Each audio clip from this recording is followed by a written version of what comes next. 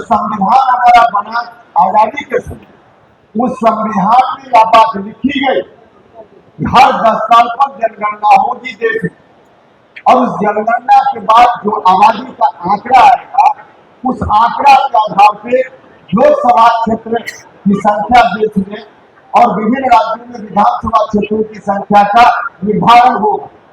और इस संविधान की व्यवस्था के हिसाब से भारत की सरकार इस तरह का निर्णय फिर से ले ले ताकि प्रशिक्षण का काम आगे भी बंद रहे। हम भी उन लोगों ने मुद्दा बढ़ाने का काम किया। कई राज्य हैं दक्षिण के, उन लोगों ने आपस में मिलकर एक प्लेटफॉर्म बना लिया है।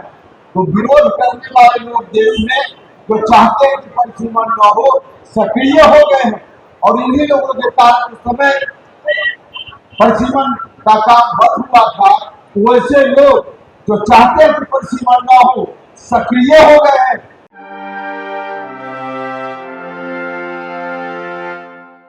भाइयों, मित्रों और मीडिया के बंधुओं,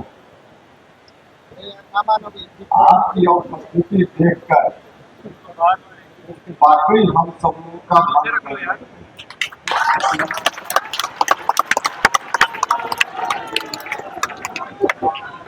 इसके पहले 2 जगह इस तरह का कार्यक्रम हुआ, शाहबाद के विक्रमगंज में और मुजफ्फरपुर में। वहां भी बहुत ही सफल कार्यक्रम हुआ।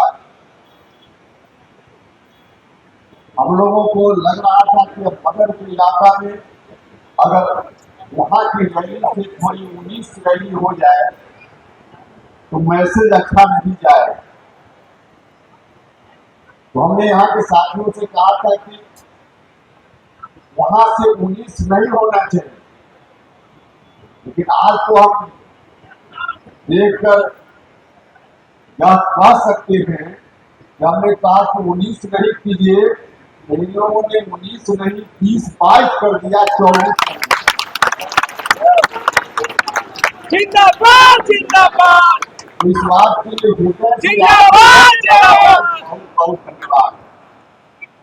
वाकई आप ही लोगों से ताकत मिलती है, आपका जो स्नेह प्यार मिलता रहता है, यही हमारी ताकत है।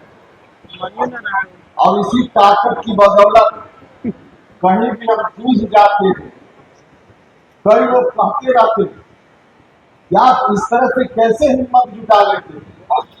भैया उपेंद्र कुशवाहा हिम्मत आपके स्नेह और प्यार की बदौलत जुटा लेता है। कई लोग यह भी कहते हैं कि नया नया मुद्दा बिहार और देश की राजनीति में लेकर आते हैं। कहां से ले आते हैं? मैंने उनसे कहा, जिन लोगों ने सवाल किया, बिहार के लोगों का स्नेह प्यार और उपेंद्र कुशवाहा का मुद्दों के प्रति, जनता के प्रति जो कमिटमेंट है, यही दोनों जब एक साथ होता है तो नया मुद्दा स्वतः निकल जाता है। उपेंद्र कुशवाहा जिंदाबाद जिंदाबाद। यह बात बिल्कुल सही है। हम दावे के साथ कह सकते हैं कि जिस तरह से हमारी पार्टी ने समय समय पर नए मुद्दों को लाने का काम किया है, हम देश भर की बात न भी करें तो बिहार में अकेला राजनीतिक राष्ट्रीय लोक मोर्चा है जिस पार्टी को सौभाग्य प्राप्त होता है। हमने उस वक्त भी कॉलेजियम सिस्टम की बात की थी जब हम भारत सरकार में मंत्री थे। मंत्री रहते हुए सदन के अंदर जब कॉलेजियम सिस्टम के खिलाफ बोलने के लिए हम खड़ा हुए तो हमारे अगल बगल के कई माननीय सांसदों ने टोका उस वक्त और कहा कि आप मंत्री हैं और इस तरह की बात यहाँ सदन में कर रहे हैं। हमने वहां भी ऑन रिकॉर्ड, जो पार्लियामेंट के रिकॉर्ड में लोकसभा में यह बात दर्ज है, हमने वहां भी कहा कि भैया हम मंत्री बाद में है, जिस जनता ने हमको चुन कर भेजा उसके प्रति तो हमारा कमिटमेंट है वह पहले, इसलिए उसकी बात को हम करेंगे और आपकी भावना के अनुरूप हमेशा हम करते रहे। कॉलेजियम सिस्टम की बात जब उस समय करते थे, आज जैसे परिसीमन की बात हम करने आए, इसी तरह की स्थिति उस समय थी। परिसीमन के बारे में हम क्या कहना चाह रहे हैं, बहुतों को जानकारी नहीं है। कॉलेजियम सिस्टम की बात जो हमने शुरुआती दौर में उठाना शुरू किया था, उस वक्त भी बहुत लोगों को मालूम नहीं था कि क्या है कॉलेजियम सिस्टम।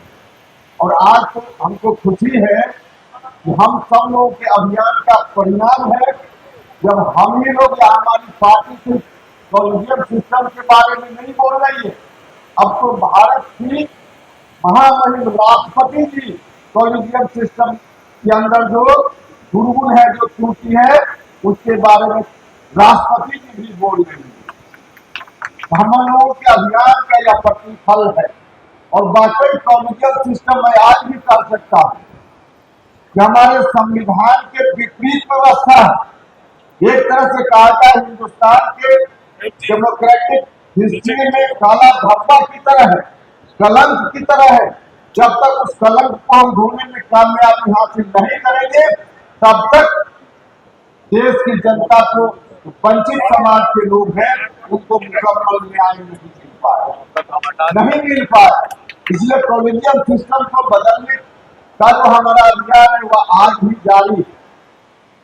और कॉलेजियम सिस्टम होने के चलते आज भी चाहे किसी जात का कोई व्यक्ति हो, किसी धर्म का नौजवान पढ़ने में चाहे जितना भी तेज हो, अगर उसके परिवार की कहीं पहुंच नहीं, उसके परिवार के पास पैसा नहीं, और उसके परिवार में कोई उसका मामा चाचा दादा कोई भी व्यक्ति अगर हाई कोर्ट और सुप्रीम कोर्ट में जज पहले नहीं बना हो, वह लाख कोशिश करे, वह कभी जज हाई कोर्ट और सुप्रीम कोर्ट में नहीं बन सकता।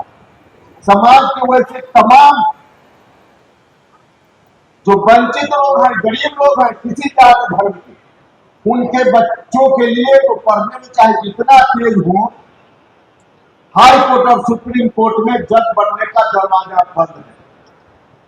इसलिए हमने बार-बार कहा और इस मंच से हम फिर कहना चाहते हैं, इसके लिए वहां सब लोगों के लिए दरवाजा खुले। हम बिल्कुल यह नहीं करें कि कोई कॉम्पिटेंट है कि नहीं है, जात देखकर उसको जज बना दीजिए, हम बिल्कुल ये नहीं करें। हम तो सिर्फ इतना कह रहे हैं कि जिस तरह से कलेक्टर और एसपी की बहाली में खुली प्रतियोगिता परीक्षा होती है, उस परीक्षा में जो भी योग्य विद्यार्थी है बैठता है, कम्पीट करता है, किसी जात का हो, किसी धर्म का हो, एसपी कलेक्टर बन जाता है। ठीक वही व्यवस्था सुप्रीम कोर्ट और हाई कोर्ट के जज बनने में कर दीजिए। खुली प्रतियोगिता हो जाए, सबको ही बैठेगा, जो पास करेगा, कंप्लीट करेगा, सुप्रीम कोर्ट और हाई कोर्ट में जज बन जाए। हम तो यही कर रहे। और जब इस तरह की बात हम करते हैं तो लोग कहते हैं, कई लोग आप ही सिर्फ इन चीजों को ज्यादा उठाते हैं। भैया यह बात सच है, उपेंद्र कुशवाहा इसलिए उठा पाता है कि उपेंद्र कुशवाहा को जेल जाने से डर नहीं, और उपेंद्र कुशवाहा कोई बेल पर बाहर में नहीं घूम रहा है। जो लोग बेल पर बाहर में घूम रहे हैं, वह सुप्रीम कोर्ट और हाई कोर्ट की इस व्यवस्था के खिलाफ बोलने की हिम्मत नहीं जुटा सकते। तो इसलिए ऐसी बात हम करते रहे, और इसलिए हम आपसे कहना चाहते हैं, हम परिसीमन का विषय हमने उठाया है, इस पर बोलेंगे, लेकिन इसके पहले मैं आपको बताना चाहता हूं कि हमारी पार्टी को यह सौभाग्य प्राप्त है, जिन मुद्दों का उठाने का काम हम लोग आज भी कर रहे हैं, पहले भी हमने किया है। कोई दूसरा राजनीतिक दल या किसी दूसरे राजनीतिक दल का कोई नेता इन मुद्दों को उठाने का काम आज भी नहीं कर रहा है, आज भी नहीं कर रहा है। इसलिए आज की तारीख में राष्ट्रीय लोक मोर्चा की अहमियत को दुनिया की कोई ताकत नकार नहीं सकती और स्वीकार नहीं कर सकती है। अगर राष्ट्रीय लोक मोर्चा की उपस्थिति बिहार की राजनीति में नहीं हुई होती, पहले राष्ट्रीय लोक समता पार्टी के रूप में आपके स्नेह प्यार की बदौलत हमारी उपस्थिति हुआ करती थी। अगर वह उपस्थिति नहीं होती तो कॉलेजियम सिस्टम के खिलाफ कौन बोलता, परिसीमन पर कौन बोलता। सिर्फ और सिर्फ हमारी पार्टी की ओर से अपने एजेंडा में इस विषय को हमने शामिल करने का काम किया। यदा यदा दूसरे राजनीतिक दल के लोग अगर बोल भी करते हैं तो व्यक्तिगत कैपेसिटी में बोलते हैं। कल होकर जरूरत पड़ेगी तो पार्टी के लोग काम देंगे, या तो उनकी व्यक्तिगत राय है, लेकिन हमारी पार्टी से यह व्यक्तिगत राय नहीं है। हमारी पार्टी का बजाबता जो एजेंडा है उस एजेंडा में शामिल है जाने। और आज की तारीख में सिर्फ और सिर्फ राष्ट्रीय लोक मोर्चा है जिसके एजेंडा में यह सारा विषय शामिल है। इसलिए आप सब लोगों से आग्रह करते हैं कि ताकत दीजिए हमारी पार्टी को ताकत दीजिएगा। विधानसभा का चुनाव आ रहा है, विधानसभा के चुनाव में जितनी ताकत दीजिएगा उतनी मजबूती से बिहार की राजनीति में हम हस्तक्षेप करेंगे और उन सवालों को लेकर बात करने का काम करेंगे। इसलिए आप सब लोगों से आग्रह, सब लोग मिलकर ताकत देने का काम कीजिए। भाइयों और मित्रों, हमने अपनी पार्टी के एजेंडा में कॉलेजियम के साथ और भी कई विषय को जोड़ने का काम किया है। अभी वाल्मीकि नगर में हमारा शिविर हुआ था, उस शिविर में हमने कई मुद्दों को लेने का काम किया। उसमें कॉलेजियम भी है, उसमें परिसीमन भी है और भी बहुत सारे मुद्दे हैं। तो अब जो परिसीमन का विषय है, परिसीमन का विषय बिल्कुल नया विषय, बिल्कुल नया विषय, और इसलिए नया विषय कि जो संविधान हमारा बना आजादी के समय, उस संविधान में यह बात लिखी गई कि हर 10 साल पर जनगणना होगी देश में, और उस जनगणना के बाद जो आबादी का आंकड़ा आएगा उस आंकड़ा के आधार पे लोकसभा क्षेत्र की संख्या देश में और विभिन्न राज्यों में विधानसभा क्षेत्रों की संख्या का निर्धारण होगा। और इस संविधान की व्यवस्था के हिसाब से जनगणना के आधार पे परिसीमन का काम हुआ, निर्धारण का काम हुआ। तो पहली बार जो लोकसभा क्षेत्रों की संख्या, जरा गौर से सुनिएगा, लोकसभा क्षेत्रों की संख्या उस समय 494 उसमें संख्या तय की गई। 1951 की जनगणना के बाद जो पहला चुनाव हुआ, बाद में 61 में दूसरी जनगणना हुई 10 साल के बाद, उस समय 522 लोकसभा क्षेत्रों की संख्या तय हुई।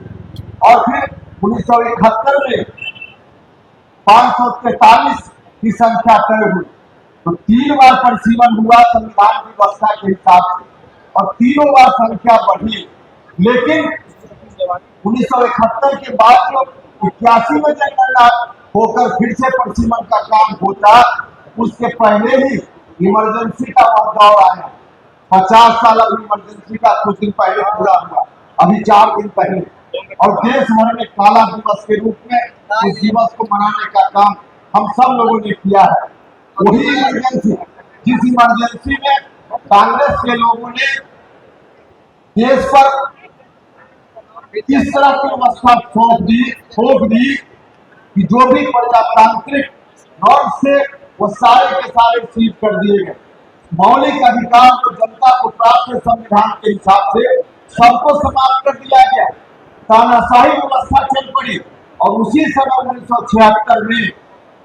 1976 में जो परिसीमन का एक्ट, जिस एक्ट के कारण हर 10 साल पर जनगणना के बाद सीटों की संख्या बढ़ रही थी, 1976 में उस एक्ट में भी संशोधन कर दिया गया, और संशोधन करके उसी समय से रोक लगा दी गई, यह परिसीमन नहीं होगा। पहली बार कहा गया 1976 में कि 25 वर्षों के लिए परिसीमन नहीं होगा। फिर जब 25 साल पूरा हुआ तो फिर कहा गया कि अगले 25 साल के लिए परिसीमन नहीं होगा। मतलब कुल मिलाकर 50 वर्षों से परिसीमन का काम बंद है। अब 50वां वर्ष पूरा होने वाला है अगले साल 2026 में। 2026 में फिर से इस बात की कोशिश हो गई। भाइयों ने तो अभी तो लगता है 2026 तक रोक है। कई लोग हमसे कहते हैं कि 2026 में तो स्वतः फिर से शुरू हो जाएगा, बीच में आपको अभियान चलाने की जरूरत क्यों पड़ गई। भाइयों और मित्रों में बताना चाहता हूँ, यह बात ठीक है, यह अभी तक जो रोक है और 2026 तक है। 2026 के बाद जो जनगणना होगी, उस जनगणना के बाद निश्चित रूप से संविधान कहता है कि परिसीमन होगा। लेकिन जिन ताकतों ने पहली बार 1976 में भारत की सरकार को बाध्य किया कि परिसीमन को रोकिए। उस तरह की ताकत फिर से सक्रिय हो गई है। दक्षिण के कुछ राज्य हैं, अभी जो लोकसभा राज्यसभा का सत्र चल रहा है, हर दिन उन राज्यों के मेंबर पार्लियामेंट चाहे किसी पार्टी के हो, परिसीमन आगे नहीं हो, भारत की सरकार इस तरह का निर्णय फिर से ले ले ताकि परिसीमन का काम आगे भी बंद रहे। हर दिन उन लोगों ने मुद्दा बढ़ाने का काम किया। कई राज्य हैं दक्षिण के, उन लोगों ने आपस में मिलकर एक प्लेटफॉर्म बना लिया है। तो विरोध करने वाले लोग देश में जो चाहते हैं कि परिसीमन न हो, सक्रिय हो गए हैं। और इन्हीं लोगों के कारण उस समय परिसीमन का काम बंद हुआ था। वैसे लोग जो चाहते हैं कि परिसीमन न हो, सक्रिय हो गए हैं, सजग हो गए हैं। और हम लोगों की तरफ जो चाहने वाले लोग जिनका लाभ है परिसीमन से, वैसे लोगों के अंदर से कोई आवाज नहीं उठ रही। अगर आज भी हम लोग चुप रह गए तो इसका नतीजा होगा कि दक्षिण के राज्य अपनी बात को कह करके, अपनी आवाज को बुलंद कर करके, संभव है कि फिर से भारत सरकार पर अनावश्यक दबाव बना करके परिसीमन के काम को जो रुका हुआ है आगे भी रोकने के लिए बात कर सकते हैं। इसलिए आवश्यकता इस बात की है कि देश में परिसीमन के खिलाफ जो आवाज उठ रही है, उस आवाज को काउंटर करना पड़ेगा। और काउंटर करने के लिए उपेंद्र कुशवाहा ने मोर्चा संभालने का काम किया, मोर्चा संभालने का काम किया। भाई और मित्रों, परिसीमन अगर हो, अभी जो 2011 की जनगणना हुई है, उस जनगणना के आधार पे, हालांकि अब तो अगले 2027 की जनगणना होगी और उस जनगणना के बाद परिसीमन होना है। इस समय तो और स्थिति दूसरी होगी, लेकिन 2011 की जनगणना के आधार पर ही अगर परिसीमन हुआ रहता, आज बिहार में जो लोकसभा क्षेत्र की संख्या सिर्फ 40 है, उसकी जगह 60 की संख्या हो सकती है, 60 की संख्या हो सकती है। लेकिन नहीं हो पा रहा। न सिर्फ बिहार बल्कि बिहार के अगल बगल के जो दूसरे राज्य हैं, उन राज्यों का भी नुकसान हो रहा है, भारी नुकसान हो रहा है। हमारे 60 लोग अगर लोकसभा में जाकर के अपनी आवाज को बुलंद करें तो 40 लोगों के मुकाबले अपनी बात को, बिहार के हक हकूक को ज्यादा मजबूती से उठाने का काम लोग वहां कर सकते हैं। लेकिन 60 होना चाहिए कम से कम, और उसकी जगह 40 लोग लगातार। निश्चित रूप से हमारी हकमारी हो रही। अपने हक के लिए जितनी मजबूती से हम आवाज उठा सकते थे, हम आवाज नहीं उठा पा रहे। इसलिए परिसीमन जरूरी है, हम चाहते हैं, और परिसीमन जरूरी है। मुझे संविधान में जो हक मिला है, उस हक की 40 की जगह मान लीजिए थोड़ी देर की अभी 60 अगर संख्या होती है तो सिर्फ सामान्य सीटों की संख्या नहीं बढ़ेगी। जो अनुसूचित जाति के लोग हैं, अनुसूचित जनजाति के लोग हैं, उनके लिए रिजर्व क्षेत्र है, उसकी संख्या भी बढ़ जाएगी। अब महिलाओं के लिए व्यवस्था हो गई है, जो अगला चुनाव होगा लोकसभा का, उस वक्त तक महिलाओं के लिए भी आरक्षण की व्यवस्था अब की जा रही है। संविधान में संशोधन हो गया। उस हिसाब से अगर सीटों की संख्या बढ़ेगी तो महिलाओं के लिए आरक्षित सीटों की संख्या भी निश्चित रूप से बढ़ जाएगी। तो महिलाओं का भी नुकसान हो रहा है, अनुसूचित जाति का नुकसान हो रहा है, अनुसूचित जनजाति का नुकसान हो रहा है, और सामान्य वर्ग का भी नुकसान हो रहा है। हर तरह से नुकसान हो रहा है। इसलिए हम चाहते हैं कि परिसीमन का काम हो। दक्षिण के लोग रुकावट डालना चाहते हैं, उनकी ओर से तर्क दिया जाता है। या भी हम 2 मिनट में बताना चाहते हैं, आपको जानना चाहिए। उनकी ओर से तर्क दिया जाता है क्योंकि आबादी के आधार पर परिसीमन होना है, और आबादी दक्षिण के राज्यों का कहना है कि हमने अपनी आबादी नहीं बढ़ाई। हमने भारत सरकार की जो घोषित नीति है जनसंख्या नियंत्रण के संबंध में, जो फैमिली प्लानिंग का कार्यक्रम है, उसको हमने अपनाने का काम किया। इसलिए हमारी आबादी नहीं बढ़ी, और बिहार, उत्तर प्रदेश जैसा राज्य, इन लोगों ने अपनी आबादी बढ़ाई। भारत सरकार की जो जनसंख्या नियंत्रण नीति है, उसको मानने का काम नहीं किया। उन लोगों का यह तर्क है। लेकिन मैं आपको बताना चाहता हूँ, उनका यह तर्क सरासर गलत है, दिग्भ्रमित करने वाला तर्क है। इस देश में 1881 में पहली बार जनगणना की शुरुआत, 1881 से लेकर देश की आजादी के समय तक लगभग 150 साल, उन 150 सालों में हमारी आबादी नहीं बढ़ी, बल्कि पहले से कम हो गई। लेकिन दक्षिण के राज्यों की आबादी उस वक्त काफी बढ़ी। इसलिए कम हुई हमारी आबादी कि अंग्रेजों के शोषण के सबसे ज्यादा शिकार हम लोग थे।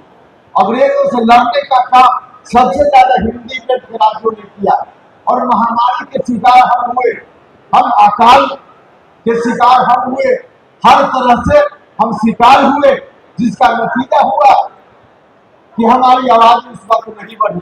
लेकिन उनकी आबादी उस समय बहुत बढ़ी, लगभग 3 गुनी आबादी उनकी हो गई 1881 और देश की आजादी के समय का हम आंकड़ा लेता तो उनकी आबादी बढ़ी। और उस आबादी का आंकड़ा के रूप में अगर देखना चाहते हैं तो 1881 में देश में जितनी आबादी है उसमें 22% शेयर होता था दक्षिण के राज्यों का। लेकिन आजादी के समय यह बढ़कर के 26% उनकी आबादी हो गई। देश की आबादी में उनकी हिस्सेदारी। और 1971 में भी 25% उनकी आबादी, मतलब पहले से उनकी आबादी बढ़ी और हमारी आबादी नहीं बढ़ी। तो हमारी आबादी जब नहीं बढ़ी और उनकी आबादी बढ़ी उस समय परिसीमन उनके लिए ठीक था। 1951 में परिसीमन हुआ, उस समय एतराज नहीं। उसके बाद 61 में परिसीमन हुआ तो उनकी ओर से एतराज नहीं, क्योंकि उनकी आबादी, जब उनकी आबादी कम होने लगी, हमारी आबादी उस समय कम थी। ठीक है कि आज हमारी आबादी बढ़ी है, आज जब हमारी आबादी बढ़ी है तब उनका एतराज हो रहा है। जब उनकी आबादी बढ़ी थी और उसका लाभ उनको मिला था तब उनको एतराज नहीं था। इसलिए हम कहना चाहते हैं कि इनकी ओर से जो प्रचारित किया जा रहा है आबादी बढ़ाने का काम, कोई भी परिवार यह सोच कर नहीं करता है कि हमारे परिवार में किसी बच्चा का जन्म होगा तो इससे हमारे यहाँ लोकसभा क्षेत्रों की संख्या बढ़ जाएगी। यह मान करके किसी परिवार के सदस्यों, कोई भी व्यक्ति अपने परिवार के सदस्य की संख्या नहीं बढ़ाता। यह तो आदमी की समझ होती है। सरकार का जो कार्यक्रम है उस कार्यक्रम से भी आबादी पर असर नहीं पड़ता। आबादी बढ़ाने का काम या नियंत्रित करने का काम तो लोगों के अंदर जब समझ आएगी कि हमको आबादी नहीं बढ़ानी चाहिए, हमको 2 बच्चा चाहिए, 3 बच्चा चाहिए, सरकार के कार्यक्रम से नहीं हो सकता। लोगों के अंदर यह समझ होगी तब जाकर लोग समझेंगे कि आबादी पर नियंत्रण हमको करना चाहिए। और कब लोग समझेंगे? जब पढ़ाई लिखाई हमारे यहाँ भी ठीक ठाक ढंग से लोगों की होगी। हुआ है, दक्षिण के राज्यों की पढ़ाई लिखाई उस समय से ज्यादा बेहतर हुई, इसलिए उनके अंदर यह समझ आए। हमारे यहाँ पढ़ाई लिखाई का अवसर बाद में आया, इसके लिए हम लोग दोषी नहीं, बाद में आया। और जब पढ़ाई लिखाई का दौर अब चला है तो हमारे यहाँ का आंकड़ा है, बिहार का आंकड़ा है, कोई महिला, कोई लड़की जो मैट्रिक पास बनने के बाद मां बनती है तो उसका प्रजनन दर कम होता है। इंटर पास करने के बाद मां बनती है, प्रजनन दर कम होता है। तो पढ़ाई लिखाई का व्यापक प्रचार प्रसार होगा तो स्वतः हमारे यहाँ आबादी नियंत्रित होगी। सरकार के कार्यक्रम से आबादी का नियंत्रण नहीं होता। तो अब अवसर आया है, धीरे धीरे आबादी जब नियंत्रित होगी तब होगी। लेकिन आज की तारीख में संविधान कहता है कि कोई भी व्यक्ति चाहे उसका जन्म कहीं भी हो देश भर में, उसको बराबर का हक मिलना चाहिए। हमारे संविधान ने व्यवस्था दी है, देश में जितने भी लोग हैं हर आदमी को 1 वोट देने का अधिकार है। एक व्यक्ति 1 वोट और उसका एक ही मूल्य है, एक ही मूल्य, सबका वैल्यू बराबर है, चाहे कर्नाटक का कोई व्यक्ति हो, बिहार का हो, पश्चिम बंगाल का। लेकिन क्या जो हमारा जो संविधान है, संविधान के प्रस्तावना में यह बात कही गई, उस प्रस्तावना की शुरुआत ही वही से होती है। हम भारत के लोग जो पढ़े लिखे लोग हैं उनको मालूम है, प्रस्तावना की शुरुआत होती है अपने देश के संविधान में। हम भारत के लोग मतलब भारत का एक एक व्यक्ति बराबर महत्व रखता है, बराबर महत्व रखता है। लेकिन अभी जो परिसीमन की व्यवस्था है, अभी जो स्थिति चल रही है, परिसीमन नहीं होने के कारण यह मूल्य बराबर नहीं है, मूल्य बराबर नहीं है। इसलिए दक्षिण के जो राज्य हैं उनके यहाँ सिर्फ 21 लाख लोग मिलकर एक एमपी चुनकर भेजते हैं। और हमारा जो इलाका है बिहार, उत्तर प्रदेश इत्यादि, यहाँ लगभग औसतन 31 लाख लोग मिलकर एक एमपी चुनते हैं। तो कहीं का 21 लाख और कहीं का 31 लाख आज बराबर है। यह नहीं हो सकता है।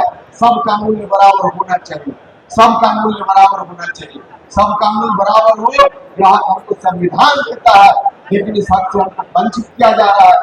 बिहार के साथ जो ये अन्याय हो रहा है, इस अन्याय को बर्दाश्त करने का काम हम लोग नहीं करेंगे, किसी भी सूरत में हम लोग अन्याय को बर्दाश्त करने का काम नहीं करेंगे। इसलिए आप सब लोग उसका आग्रह करते हैं कि ताकत देने का काम कीजिए। विधानसभा चुनाव की दृष्टि से हमारा मुद्दा नहीं, यह मुद्दा तो देश का मुद्दा है। विधानसभा चुनाव तो संयोग है कि आ गया, लेकिन जितनी ताकत आप राजनीतिक रूप से दीजिएगा, हम उतनी मजबूती से अपनी आवाज को बुलंद करने का काम